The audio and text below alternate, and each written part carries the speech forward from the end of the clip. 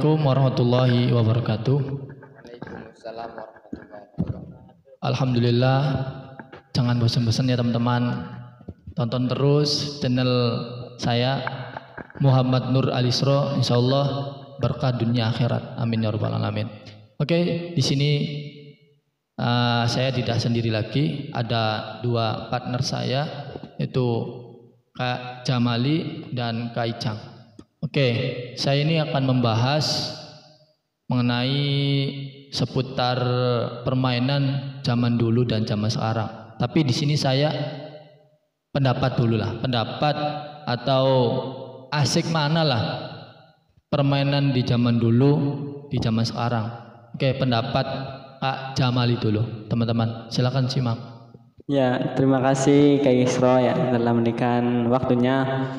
Pendapat saya yaitu tentunya enakan zaman dulu, karena zaman dulu itu permainannya masih tradisi dan juga masih alami.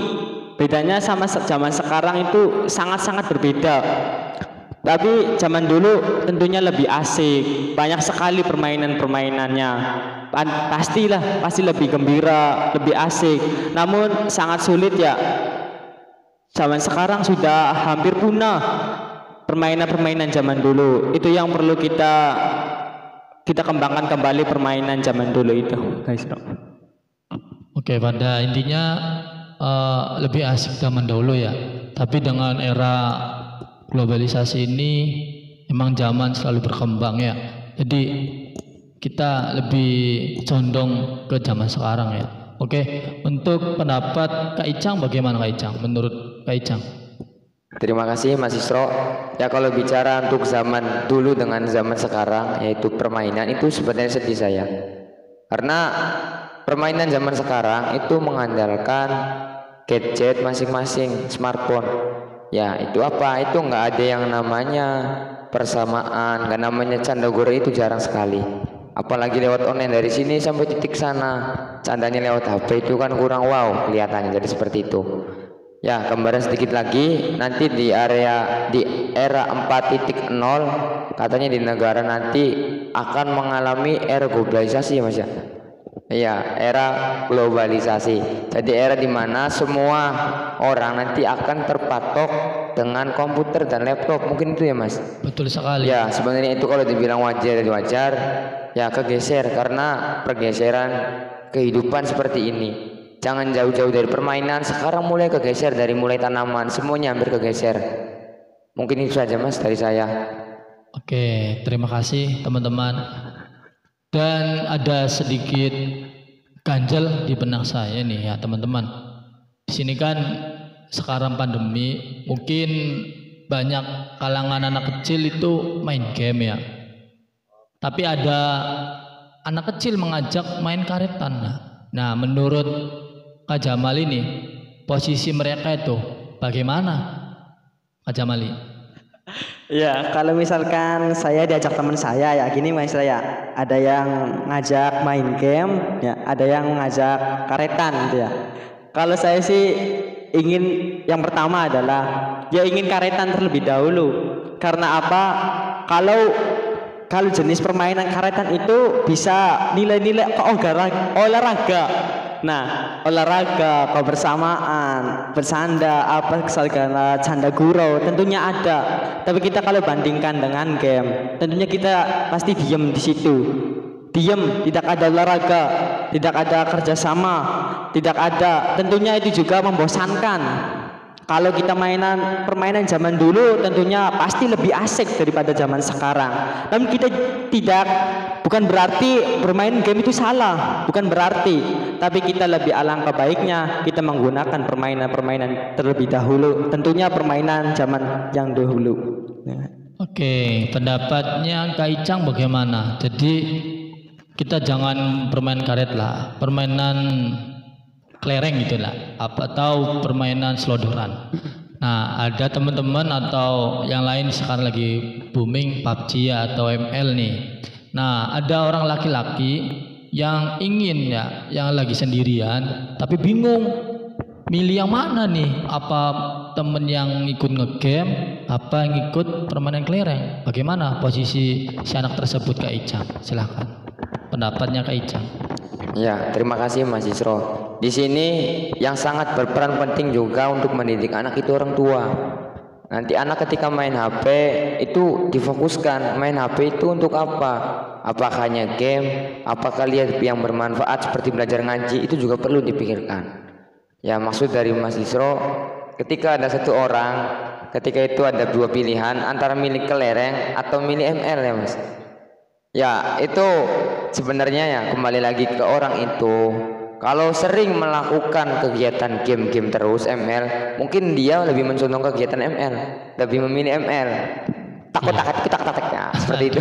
Iya. Terus Itu yang kelereng, kadang kalau ML ya apapun jenis gamenya kadang kita lupa dengan waktu. Tapi kalau kelereng sepertinya itu mengasihkan di sisi lain olahraga. Ya itu bolehlah kalau kita main HP gadget itu tidak ketinggalan teknologi. Betul. Akan tetapi teknologi zaman dahulu kita kalau bisa jangan sampai dihilangkan. Jadi harus bisa seimbang dan harus bisa menyesuaikan, jangan HP-HPan terus. Ketika ada orang tua, anak tersebut harus membantu. Jadi seperti itu Mas, harus bisa membagi waktu. Game apapun yang penting bisa bagi waktu dan harus bisa mempertimbangkan mana negatif dan mana yang positif. Positif yang diambil, negatif dibuang.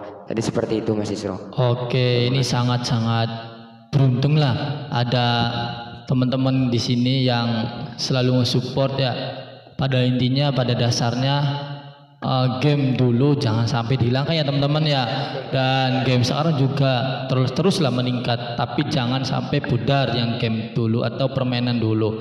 Nah, menurut Kak Jamli dan Kak Icang nih, apa permainan sangat seru di zaman dulu? Menurut Kak Icang dulu lah, sangat seru aja. 3, yuk. 3 permainan Mas. Ya, 3 permainan yang paling seru di zaman dahulu. Ya, permainan yang paling seru yaitu petak umpet, itu nomor 1 bagi saya. Aduh ya. Iya. Terus yang keduanya apa? Yang kedua itu bentengan. Sangat seru banget nih. Oke, yang ketiga Dan yang ketiga ini juga tak kalah seru Mas, apa ini? yaitu selodoran. Aduh. Slodor. Apa yang manfaat selodoran toh, Aicha? Ya, selodoran itu ya bisa banyak manfaatnya Mas. Di antaranya yang pertama, selodoran dari namanya, dari kata selodor. Itu berarti nyelodor. Ya kalau orang ngambel, kalau mengingat atau melihat mendengar kata nyelodor itu ini dengan ular, nyelodor. Ya, itu sama dengan permainan Mas. Iya. Jadi ada orang lawan, tim lawan itu menjaga. Nah, tim yang lawan laginya satunya itu harus bisa menembus benteng lawan tersebut. Iya. Jadi bentengnya digarisi dengan dengan kapur atau dengan cat. Nanti Iya, betul. tim lawan itu harus bisa menobros. Caranya seperti Harus bisa apa? masuk gitu. Harus bisa masuk, harus bisa mengecoh.